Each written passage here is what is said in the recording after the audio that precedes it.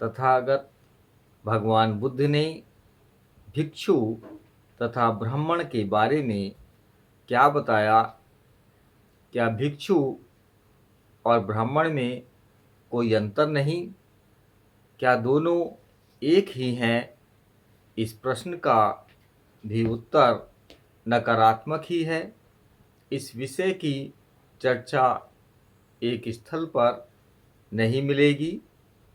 बुद्ध वचनों में यह जगह जगह बिखरी पड़ी है, लेकिन दोनों में जो अंतर है उसे आसानी से एक जगह एकत्र किया जा सकता है। एक ब्राह्मण पुरोहित होता है।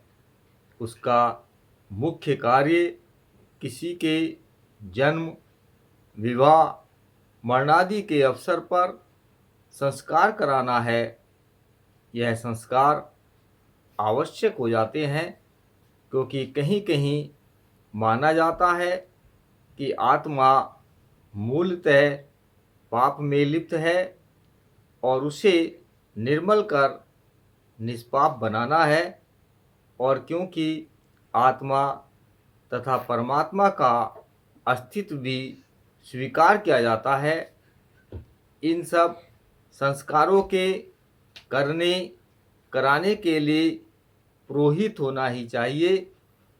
एक भिक्षु न तो किसी मूल पाप में विश्वास करता है और न आत्मा या परमात्मा में विश्वास करता है, इसलिए उसे कोई संस्कार कराने नहीं है।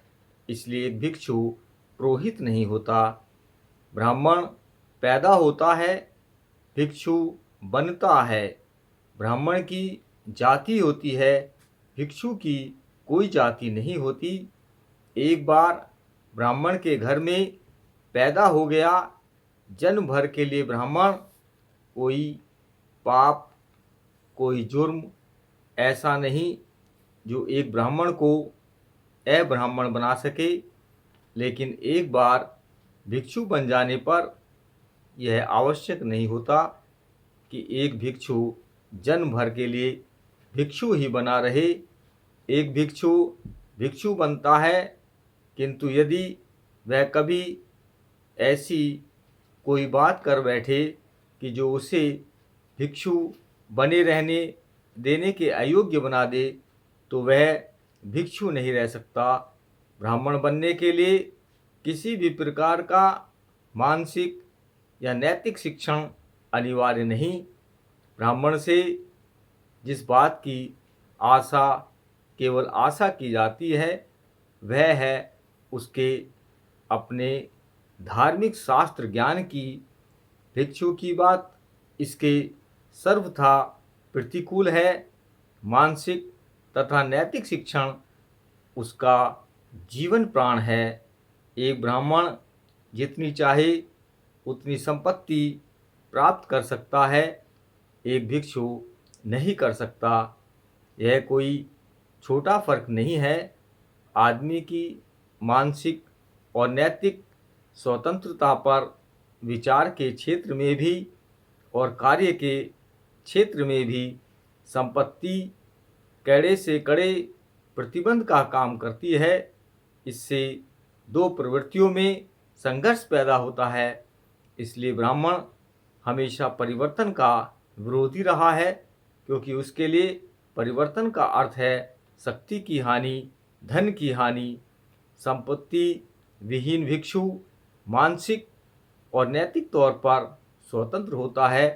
कोई ऐसा व्यक्तिगत स्वार्थ नहीं होता जो उसकी ईमानदारी और सच्चाई में बाधक बन सके। ब्राह्मण होते हैं, लेकिन प्रत्येक ब्राह्मण अपने में एक अकेला व्यक्ति होता है। कोई ऐसा धार्मिक संगठन नहीं जिसके वह अधीन हो। हर ब्राह्मण अपना कानून आप है। हाँ, ब्राह्मण आपस में भौतिक स्वार्थों से अवश्य बंधे हुए हैं।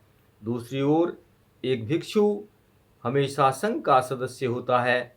यह कल्पना से परे की बात है कि कोई भिक्षु हो और संघ का सदस्य न हो। भिक्षु आप अपना कानून नहीं होता, वह संघ के अधीन होता है। संघ एक आध्यात्मिक संगठन है। नमो बुद्धाय।